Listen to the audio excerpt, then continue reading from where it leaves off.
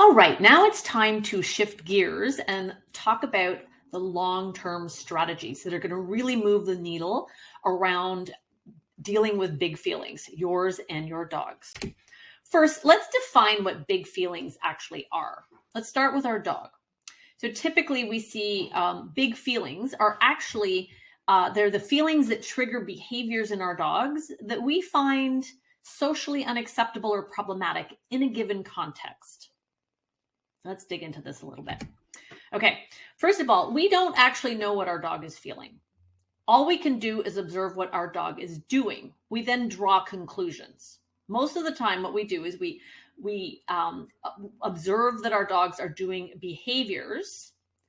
And so technically, we're not looking at big feelings. We're looking at what we would consider big behaviors, or more specifically, they're socially unacceptable behaviors. And I'm going to call those subs.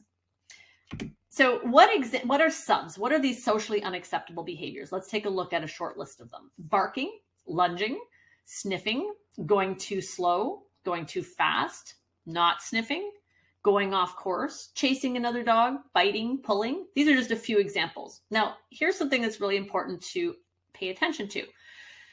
These are all just behaviors that dogs do. Dogs bark, dogs lunge, they sniff, they go fast sometimes, they go slow sometimes. Sometimes they don't sniff. Sometimes they run around doing things other than what we ask them to do. Sometimes they chase other dogs. Sometimes they bite, sometimes they pull. Now, depending on the context, these behaviors might not be a problem. Let's take pulling on a leash. If you're doing mushing sports, you want your dog to pull. If you're doing bitey sports, you want your dog to bite. If you're having a play date, maybe you want your dog to chase another dog. Maybe that's fun. Maybe they're having a good time. If you are doing scent sports, you want your dog to sniff. Sometimes you want your dog to go slowly in a particular situation. Sometimes you want your dog to go faster. Sometimes you want your dog to bark. So all of these behaviors are behaviors that are just normal dog behaviors. And whether or not we have feelings ourselves about what our dogs are doing come from the context. So context of, let's say, biting. If I'm working my dog on sheep and my dog lunges in and bites sheep and busts up the sheep, I might have big feelings about that. I'm like, oh God, my dog just bit the sheep. Right? I feel terrible about that. Or maybe I have a dog that's walking up on the sheep and the sheep turns around and faces the dog and the dog does not bite. And I might have big feelings about that. I'm like, oh no, I have a dog that won't bite. Right? So, in herding, having a grip on an appropriate grip is a useful tool. And so there's actually, people worry, maybe my dog's weak, doesn't have the grit to go in there and get the job done. So it really depends on the context. And so even in the context of herding, I can feel great about my dog biting. I can feel great about my dog not biting. I can feel terrible about my dog biting. I can feel terrible about my dog not biting. Okay. So that's just one example, but I'm sure if we could go through that with each and everything on this list and all the other behaviors our dogs do too. So that brings us to what's really going on here. And if we want to look at the big feelings at our end of the leash, they are the negative emotions we experience when our dogs make an automatic negative thought. I'm sorry, I should have looked this up, who coined that term. But it's in the pop culture sphere. But ants, right? Automatic negative thoughts in response to the stimulus of our dog's subs. We're going to play around with acronyms. Okay. So our dog does a behavior that is just a dog behavior, but in the particular context, we find it unacceptable. And then our brain has an automatic negative thought that makes us feel terrible. All right, let's go back to this example. Your dog is in a class and barks at another dog. And before I said we have this sort of gut feeling of anger or fear or frustration or something, shame. And then that activates our sympathetic nervous system. However, I'm going to add one more piece of the puzzle here, and that is that we have a thought about our dog's behavior. And that's actually what triggers what's going on. Okay. So your dog barks at another dog in class. You have the thought, my dog should not behave this way.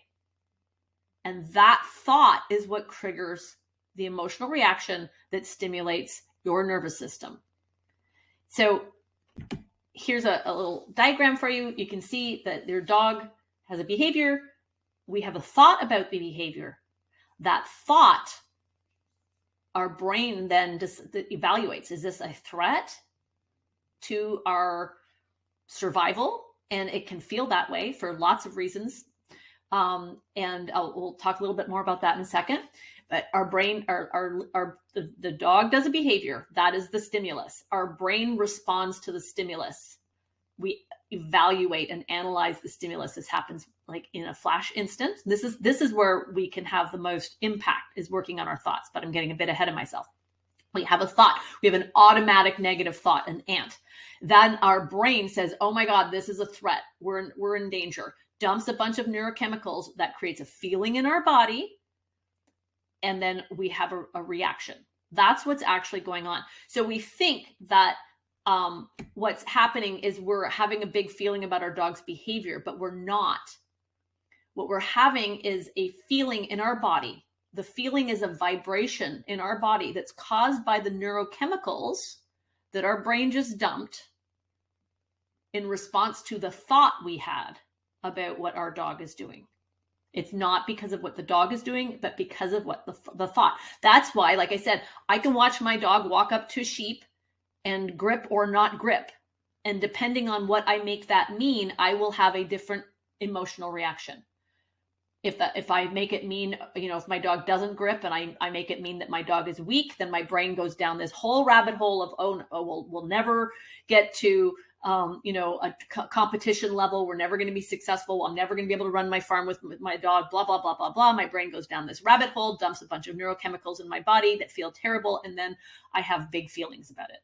Or maybe my dog does grip and my brain does its other little dance. But the important thing to understand here is that the reason you feel the way you feel is because of what you're thinking, not because of what is happening. Your dog can do the exact same behavior in a different context and you will not have the same reaction. That's what's important to understand. So your first step is to just start to notice, oh, you know what?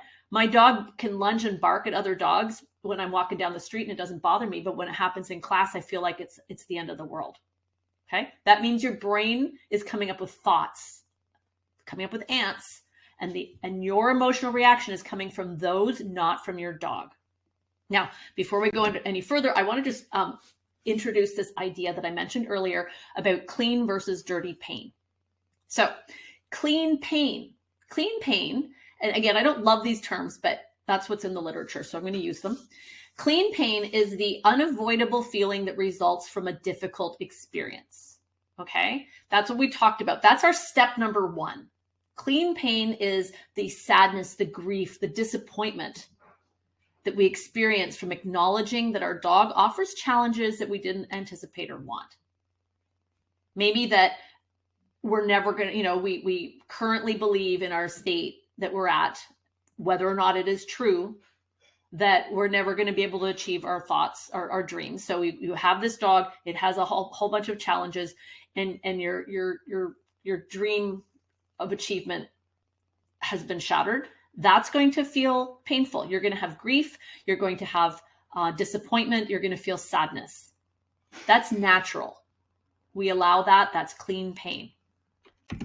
What dirty pain is the suffering we create from ourselves with our automatic negative thoughts. Dirty pain comes from thoughts like, things should be different. It's my fault. I created this. I hear this all the time. I know I should have done. It's all my fault. I did, when my dog was 10 weeks old, I walked down the street and another dog lunged at it and I didn't see it coming. So it's all my fault that my dog is now reactive on leash to other dogs or hates Rottweilers or whatever, right? We blame ourselves. I suck. I'm a terrible trainer. I shoulda, woulda, coulda. Now I'm never going to be able to insert whatever here. Or everybody is judging me. Now I can't go out and be social.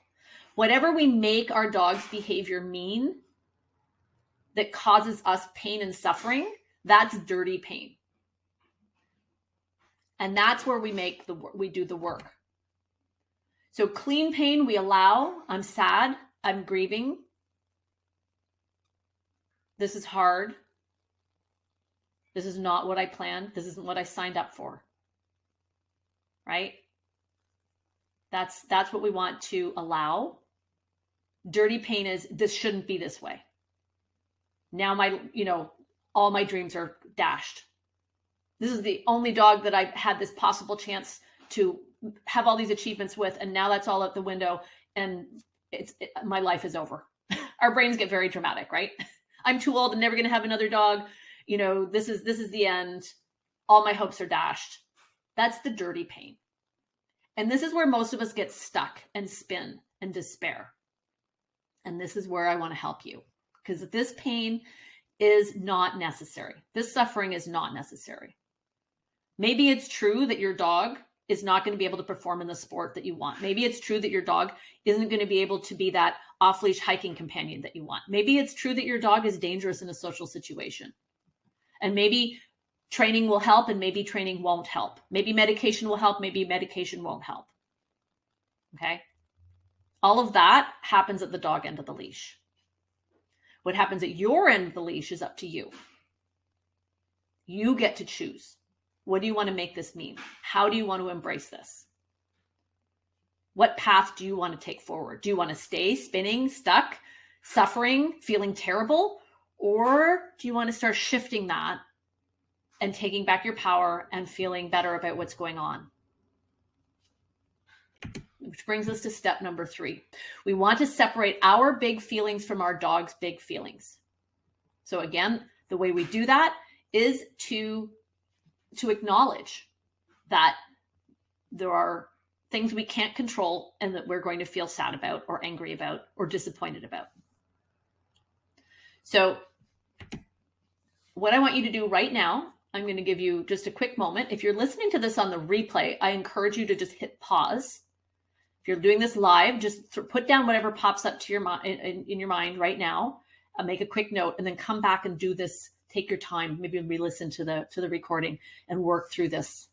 Use the workbook that I'm going to offer you, which has journal prompts and so on. Okay, so the first thing I want you to do is just take a moment. I'm going to be quiet for just a few seconds because I don't want you to overthink this. Just put down whatever comes to mind. What are the clean pain emotions that you're feeling right now? Typically, these come from a sense of loss. Do you feel grief? Do you feel sadness? Do you feel disappointment? Just make a note of that.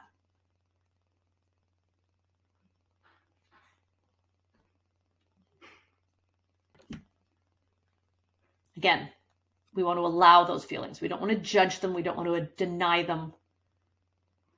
Give yourself some compassion. When you feel, you may need to come back to this regularly and be like, it's okay. This is hard. This isn't what I signed up for. I'm sad. It's okay to feel that way. Next, now we're going to do this is where the work is. We want to identify your dominant automatic negative thought in response to your dog's socially unacceptable behavior. So again, I'm going to just hit pause for a minute, or I'm going to be quiet for a minute, and I'm going to let you just jot down. If you're listening to this live, we've got so much, I don't have time to just give you 10 minutes to work on this, but do this afterwards. Just what comes to mind? Dig into this a little bit. What does your brain come up with? This shouldn't be this way. It's my fault. I suck. I'm terrible. I shouldn't have, right? Shoulda, woulda, couldas.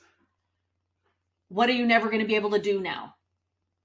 Who are you afraid of judging you? What are they judging you about? What can you not do now because of your dog's behavior? These are the automatic negative thoughts that we want to capture and become aware of that we are thinking. So I'm going to be quiet for just 10 seconds. I want you to pop down the first thing that comes to mind and then dig into this after.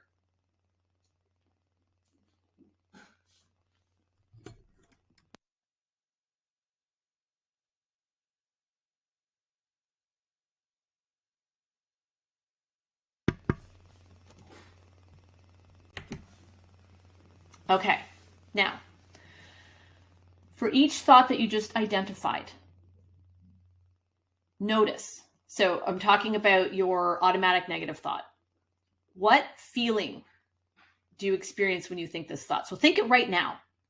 You're not in a situation where your dog's behaving, probably they're napping while you're listening to this, but you think the thought, whatever that thought is.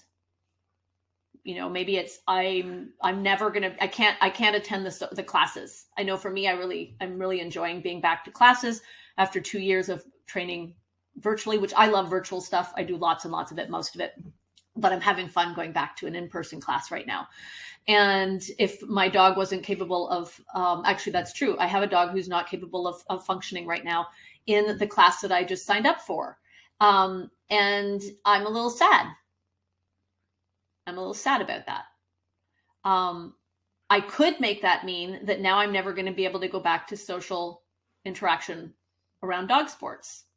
If I thought that, I'd feel a lot sad. So notice what you're thinking about your dog's behavior. Name the thought. So in my case, it's a little bit of sadness. But let's say if I thought this dog is never going to be able to do agility, she can't handle the environment. Let's just say I have that thought. I'm not saying it's true. And I got her as an agility dog. I might feel discouraged. I might feel angry. I might feel disappointed.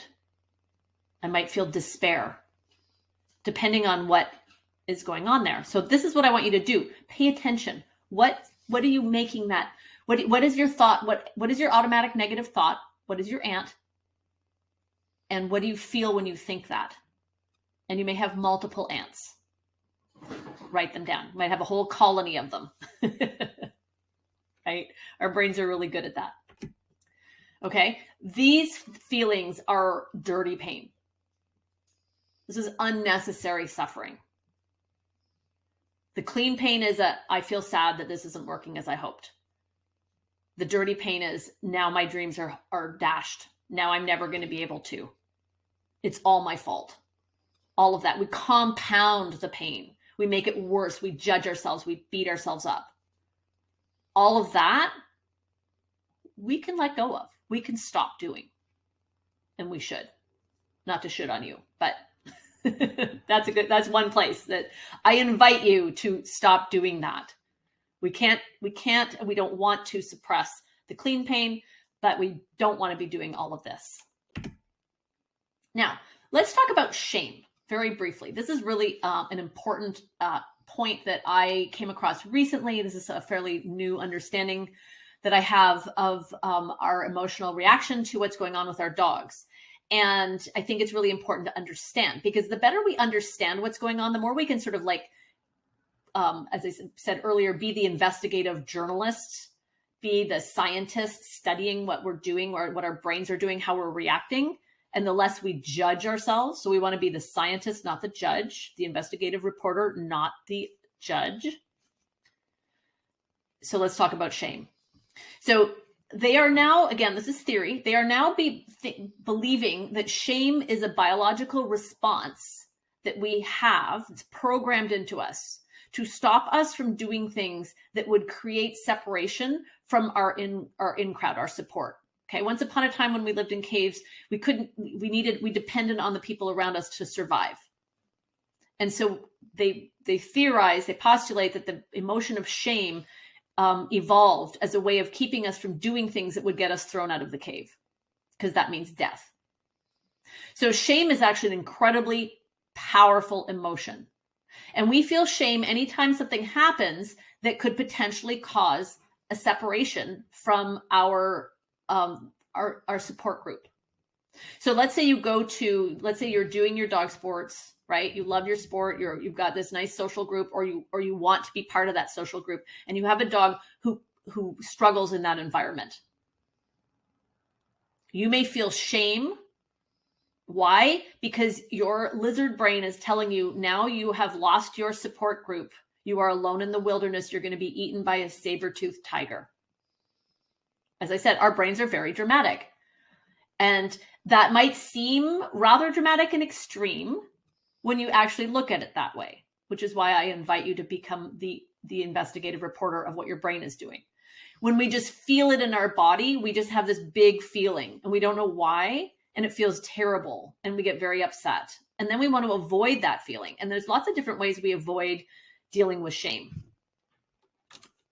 It's often suppressed with anger. Anger feels much better, more empowered than feeling shame. So anything that your dog does that your brain might interpret as something that will separate you from being able to do social things, whether that's walk down the street in your neighborhood, attend classes, go to trials, hang out with your friends, have play dates with other friends with dogs. That could trigger a feeling of shame in you. And shame feels terrible, and we then tend to have other emotions to cover up the shame, anger, defensiveness. Maybe we reject others first.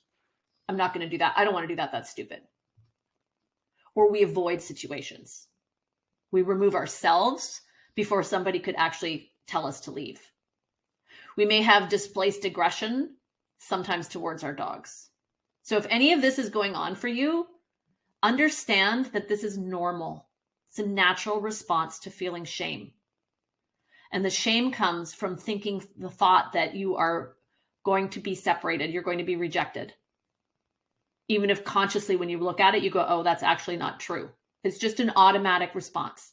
So it's really important to understand that, because I think that underpins so much of our big feelings about our dog's behavior.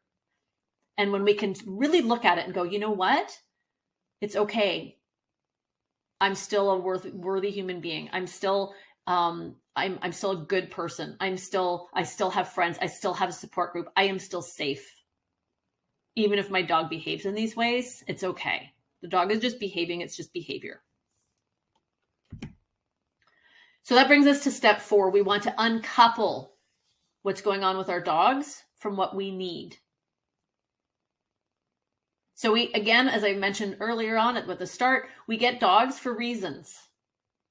We want companionship. We want partners. We have lots of reasons why we get dogs.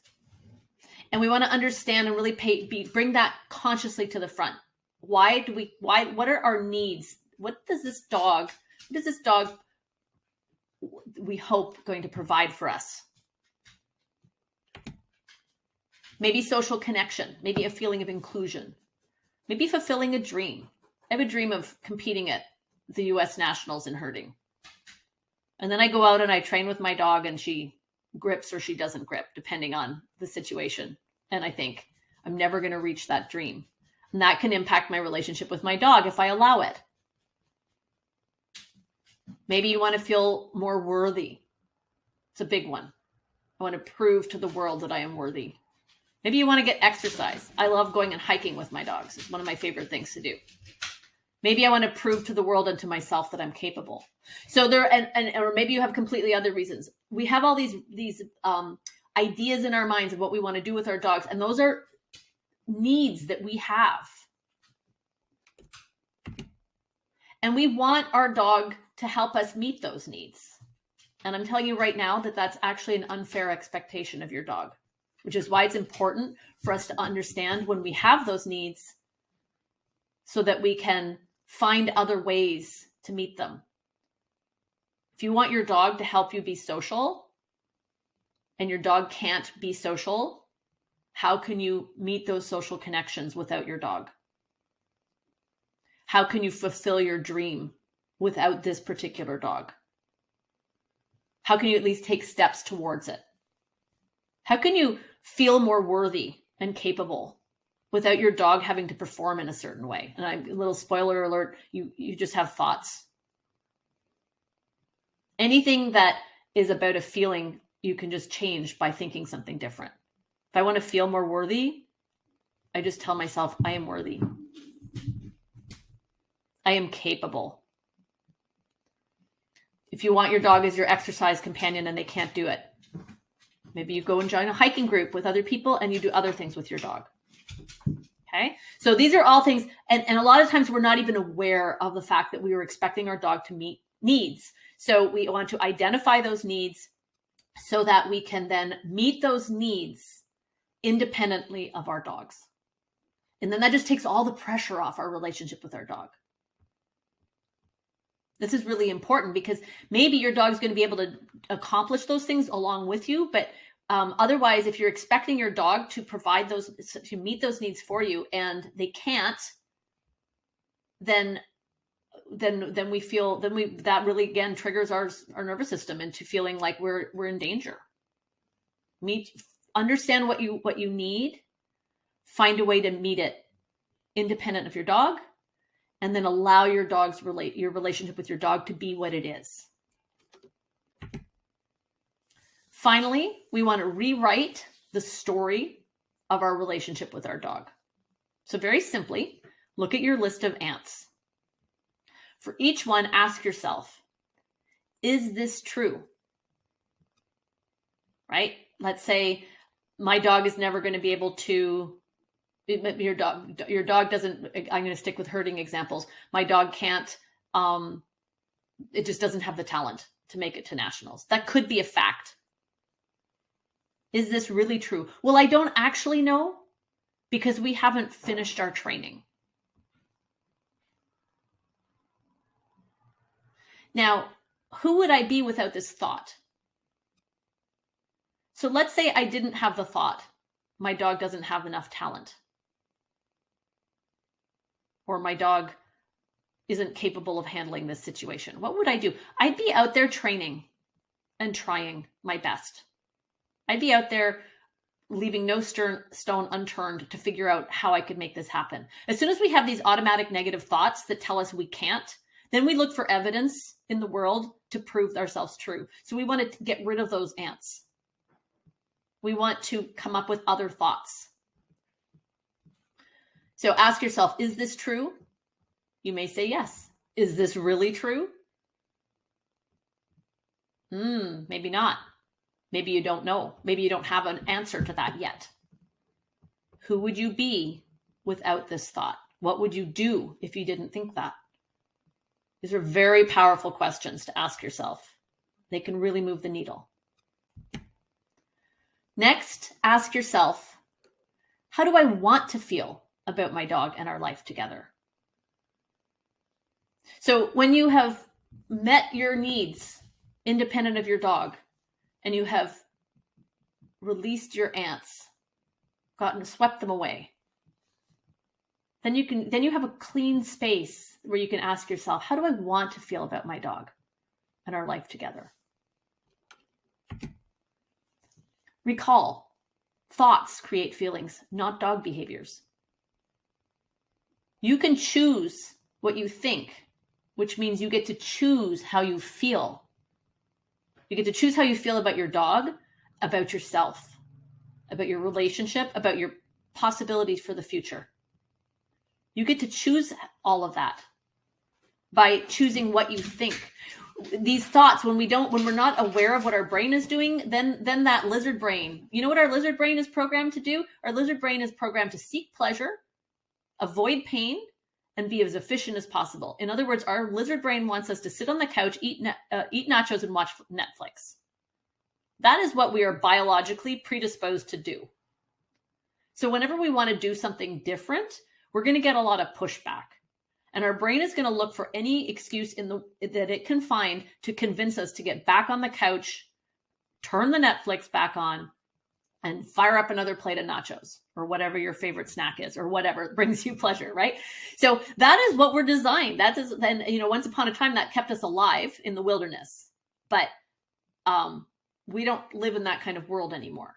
We have the possibility to get out there and do all sorts of amazing things. And we have part of our nervous system that is constantly looking for danger and wanting us to not do those things. And so we're going to come up with, and that's why we have all those automatic negative thoughts. We are negative bias beings because that kept our ancestors alive. But that also keeps us on the couch, locked in our house. When we go out and do things with our dogs, it is by definition going to be scary and uncomfortable at times.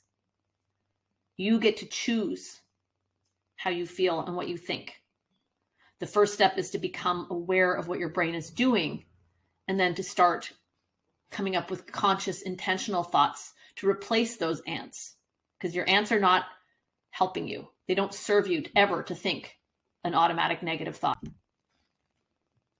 So ask yourself, how do I want to feel about my dog? How do I want to feel about their relationship? How do I want to feel about my dog's socially unacceptable behaviors? Calm, confident, neutral, curious, patient. There are a lot of different things we can think. We get to choose. How do you want to feel about your journey with your dog? To feel any of those ways, what we want to do is choose thoughts that create those feelings.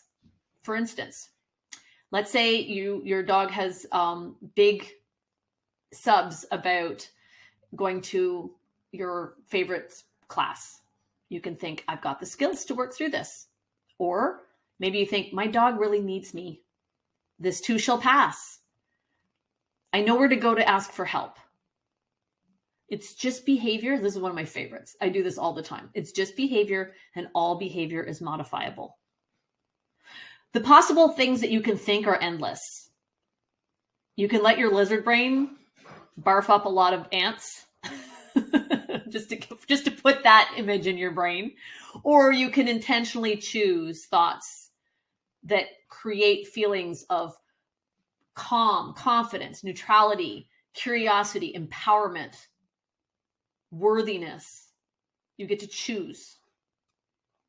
You may not be able to feel that way all the time, but you practice thinking that. Put those thoughts on cue cards. Pick one of these if it helps you. Write it on a cue card, carry it around with you. Never forget, it's just behavior, and all behavior is modifiable. I want to wrap up with a very super quick touch on this really important concept. First of all, living with dogs with these big feelings that trigger big feelings in us can actually be a form of trauma if it happens over time. And again, I'm not a trauma therapist. I'm just repeating what I have been taught and what I have learned. Very, very briefly, we can experience trauma in multiple ways.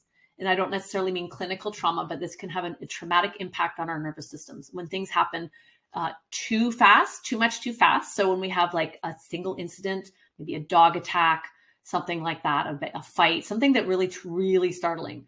Or we can also experience trauma from just anything that falls under the category of too little for too long, too little support, too little social interaction, too little feeling of calm. If you're constantly stressed out, that eventually wears you down, or a combination of both. But I want to give you just this little bit of hope. In addition to the work, the strategies that I've taught you, I want to also share with you that there's this concept of what they call post-traumatic growth. And that apparently is a very real thing. It is the positive change that comes as the result of a challenging life crisis. And even though we can sort of objectively look at what's going on with our dogs, and maybe we might rationally tell ourselves it's not that big of a deal, but if we are experiencing the nervous system impact, if we are experiencing fear or big feelings in general, anxiety, depression, sadness, all of these really powerful feelings, that has a big impact on us. That is the result of a challenging, we are in a life crisis. It's challenging. We need to acknowledge that. We've talked about that already. But positive change, powerful positive change can come from this. The most amazing experiences, the most transformational experiences I've had in dog training and dog sports have come from the dogs that have created these big feelings in me. So everyone has this capacity to triumph over the adversity that you're experiencing with your dog. And as I said, this doesn't have to be like PTSD experience. Whatever you're going through, if you're finding it really challenging and painful, you are capable of turning this around and making this into a positive, transformational growth experience. You get to choose. This can build your inner strength. It can create the possibility to openness. I have become a much better trainer, a much more confident human being, a much more compassionate and capable human being because of the experiences I've had with dogs that really struggled and caused me to struggle. And you will develop a much closer and deeper relationship with your dog through this work. So in sum, you are in control of your journey. Follow the 5 steps. Acknowledge your grief and loss. Understand why you feel like you do. Separate your feelings from your dog's feelings. Uncouple your needs from what your dog can do for you. And then rewrite your story. Finally, I have some additional resources for you. You're going to get the slide deck, so I'm just going to quickly mention them now, and then you can look them up afterwards. I have created a workbook for this webinar. If you would like to have journal prompts, I'm going to put in, I've got some more resources to share with you and so on. So if you want to dig deeper, you can go to helenelawlercoaching.ca, not com.ca/oxygen. And you can download it there. You don't have to put your email address in or anything. You just a one click, you'll get it. And I'm including the Big Feelings at Both Ends of the Leash podcast episode that I just did with Melissa Bro on the FDSA podcast, which goes over a lot of this, but we also talk a little bit, come at it in some different ways. It might help really solidify the learning. And I have a podcast all about this that I'm going to be launching soon. So watch, I'll share with I'll share that when it comes out. And I have a handling errors webinar coming up in February, where again, we're going to be talking about big feelings around errors. I have a couple of classes, my Optimal Arousal and Success with Sensitive Dogs classes coming up this year. Again, both of those, we dig deep into the mindset work. This is so important. I teach it in everything that I do now. And if we don't manage our brains, all the skills in the world are not going to get us to where we want to go. And finally, here are a couple of podcast episodes you might find interesting to dive into a little bit more about clean pain and dirty pain, and grief. If you want to learn a little bit more about understanding grief and how to use emotional freedom technique or tapping, there's a podcast episode here for you as well. All right. Thank you so much. I hope this was helpful. And now, if you have any questions, I'm all ears.